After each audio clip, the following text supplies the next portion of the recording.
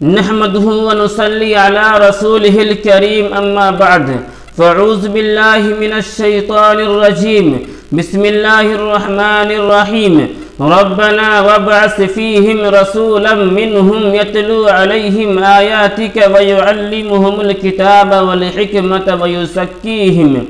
إنك أنت العزيز الحكيم۔ میرے دوستوں اور بزرگوں، اسلامی مہینوں کے اعتبار سے ابھی ربیع الاول کا مہینہ چل رہا ہے۔ اس مہینہ میں نبی اکرم علیہ السلام کی پیدائش ہوئی۔ ربیع الاول میں ربیع کا معنی ہے موسم بہار، اور یہ ربیع عربی زبان کا لفظ ہے۔ آج سے تقریباً 1450 سال پہلے عرب کی ویران وادی میں ایک بہار آئی تھی، اور بی بی آمنہ کے آنگن میں ایک سدا بہار پھول کھلا تھا، جس کی چمک اور خوشبو سے ساری کائنات معطر ہو گئی، اور جس کی چمک اور خوشبو سے ساری کائنات لطف اندوز ہونے لگی۔ میرے دوستوں اور بزرگوں، اللہ کے نبی علیہ السلام کا اس دنیا کے اندر تشریف لانا تھا، اس لیے اس دنیا کو اللہ سبحانہ و تعالی نے بنایا۔ اگر ہمارے پیغمبر نبی اکرم علیہ السلام کو اس دنیا کے اندر تشریف نہ آنا ہوتا تو پھر اللہ سبحانہ و تعالی اس کائنات کو، اس دنیا کو نہ بناتا۔ یہ تمام کائنات اور اس دنیا کو اللہ سبحانہ و تعالی نے ہمارے پیغمبر نبی اکرم علیہ السلام کے لیے بنایا ہے۔ اسی شخصیت کے بارے میں حضرت آمنہ کہتی ہے کہ جب نبی اکرم علیہ السلام میرے شکم میں تھا، میرے پیٹ میں تھا، تو حمل کے زمانہ میں عورتوں کو جو تکلیف ہوتی ہے، جو مشقت ہوتی ہے، حضرت آمنہ کہتی ہے کہ مجھے اس کا ذرہ برابر بھی احساس نہیں ہوا۔ حضرت آمنہ کہتی ہے کہ جب نبی اکرم علیہ السلام میرے پیٹ میں تھا تو اس زمانہ میں اگر میں کہیں جاتی یا آتی تو میرے پاؤں کے نیچے اگر کوئی پتھر یا کوئی رورا آ جاتا تو روئی کی طرح نرم ہو جاتا۔ حضرت آمنہ کہتی ہے کہ جب نبی اکرم علیہ السلام میرے پیٹ میں تھا تو اس زمانہ میں عجیب و غریب خواب دیکھا کرتی، اور اکثر میں خواب میں نور کو دیکھا کرتی۔ ایک مرتبہ حضرت آمنہ نے اپنے سہیلیوں سے کہا کہ جب سے یہ بچہ میرے پیٹ میں آیا ہے تب سے میں عجیب و غریب خواب دیکھا کرتی ہوں۔ ان عورتوں نے بی بی آمنہ سے کہا کہ ان ایام کے اندر سائے کا اثر ہو جاتا ہے تو ہم عورتیں ان ایام میں لوہے کا کرا بنوا کر پہن لیتی ہوں، تم بھی ایسا ہی کرو۔ چنانچہ بی بی آمنہ کہتی ہے کہ ان عورتوں کے کہنے پر میں نے بھی لوہے کا ایک کرا بنوا کر اپنے گردن میں پہن لیا۔ پہلی ہی رات ایک سفید ریش والا ایک بزرگ ہستی میرے پاس آیا اور مجھ سے قریب ہوا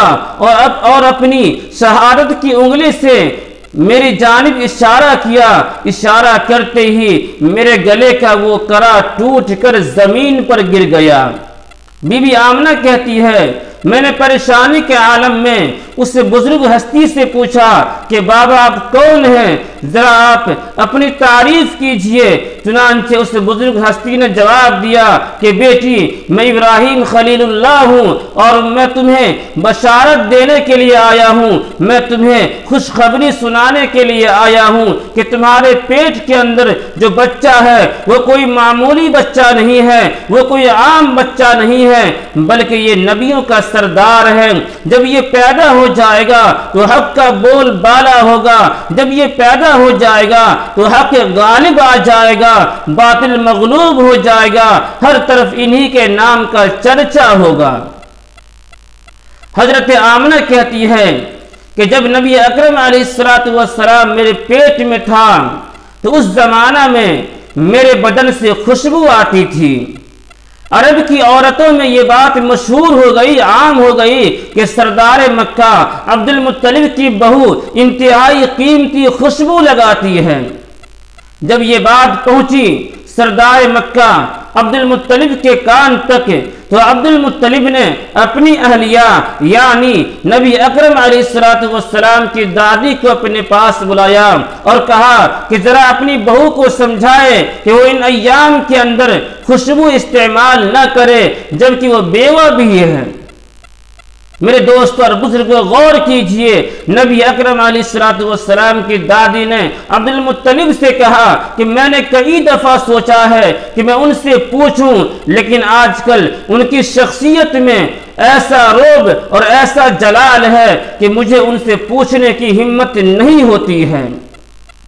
ایک روز خود عبد المطلب نے اپنی بہو کو اپنے پاس بلایا اور پوچھا کہ تمہیں اتنی اچھی خوشبو اور مسرور کن خوشبو لا کر کون دیتا ہے؟ یہ سن کر بی بی آمنہ رونے لگی، ان کی آنکھوں سے آنسو جاری ہو گئے اور کہنے لگی کہ میں نے آج تک بازار ہی نہیں دیکھا ہے، اور حال یہ ہے کہ میں ایک بیوہ عورت ہوں، میں خوشبو کیوں استعمال کروں گی؟ بی بی آمنہ کہنے لگی کہ آپ تو خوشبو کی بات کرتے ہیں، آج کل جو چیزیں میں دیکھتی ہوں اگر میں آپ سے بیان کر دوں تو آپ مجھے پاگل اور دیوانی کہیں گے۔ آج کل جب میں دھوپ میں چلتی ہوں تو بادل مجھ پر سایہ کرتے ہیں، آج کل جب میں پہاڑوں کے پاس جاتی ہوں تو وہ ہم سے ہم کلام ہوتے ہیں، آج کل جب میں دیواروں کے پاس سے گزرتی ہوں تو مجھے سلام کرتی ہے، آج کل جب میں کسی درخت کے پاس جاتی ہوں تو اس کی شاخیں مجھے تعظیم کرتے ہیں، آج کل جب میں چاند پر نظر ڈالتی ہوں تو وہ بھی آداب بجا لاتا ہے، اور انتہا یہ ہے کہ جو بچہ میرے پیٹ میں ہے اس کے پیدا ہونے کا وقت جو قریب ہو رہا ہے کہ جہاں میں تھوکتی ہوں تو میری تھوک سے خوشبو کی مہک آتی ہے۔ میرے دوستوں اور بزرگوں، یہ نبی اکرم علیہ السلام کی پیدائش کا مرحلہ تھا۔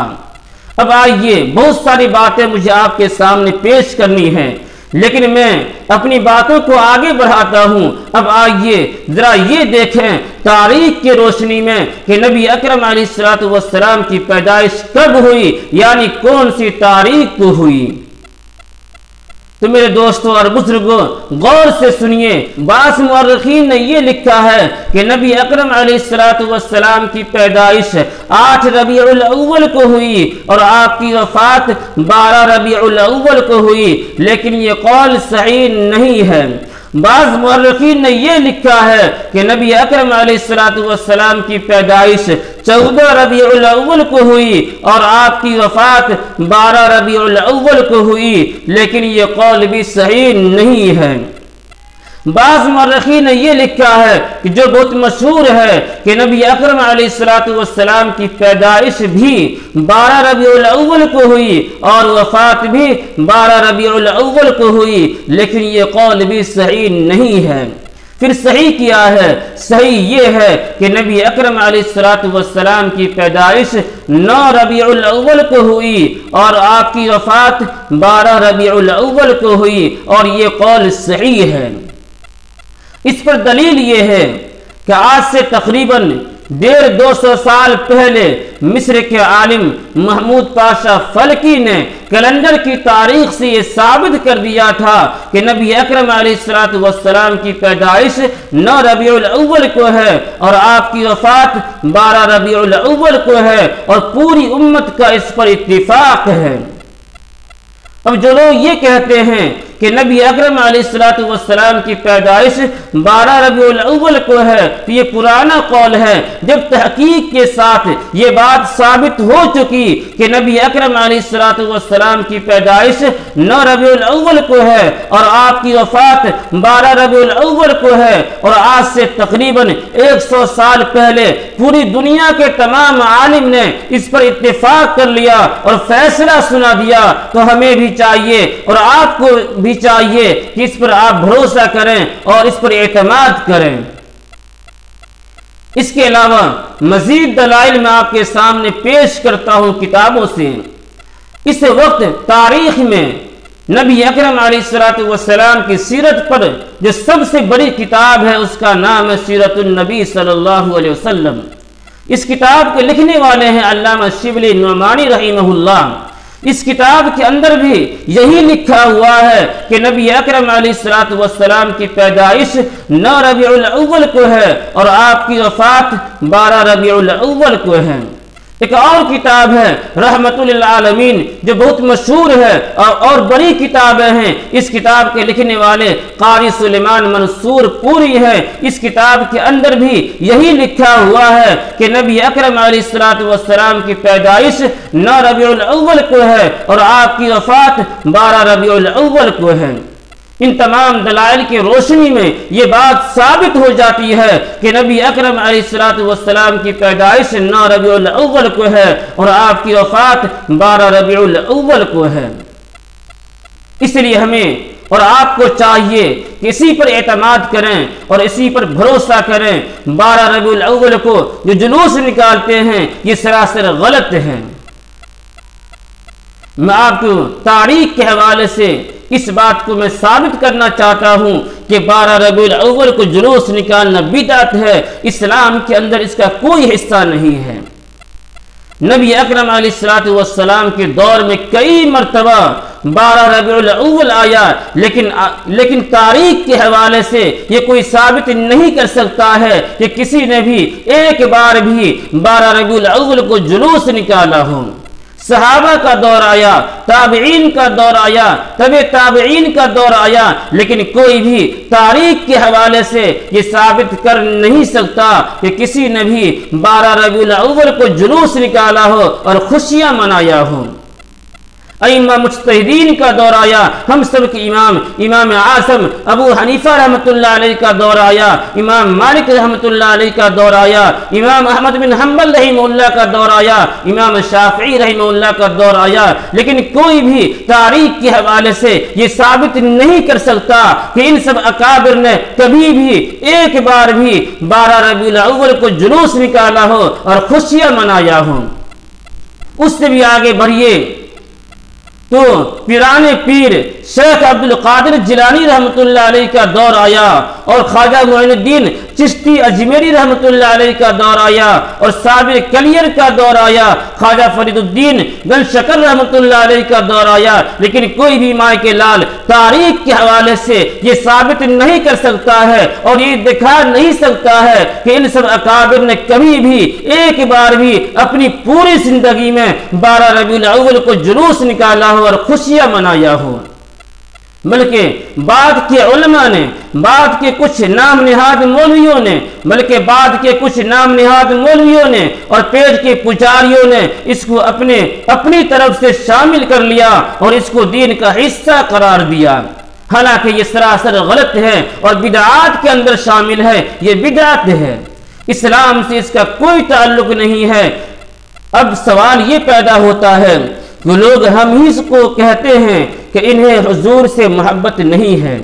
میرے دوستوں اور بزرگوں، جواب اس کا یہ ہے کہ ہم وہ کام کرتے ہیں جس کا ثبوت نص قطعی سے ہو،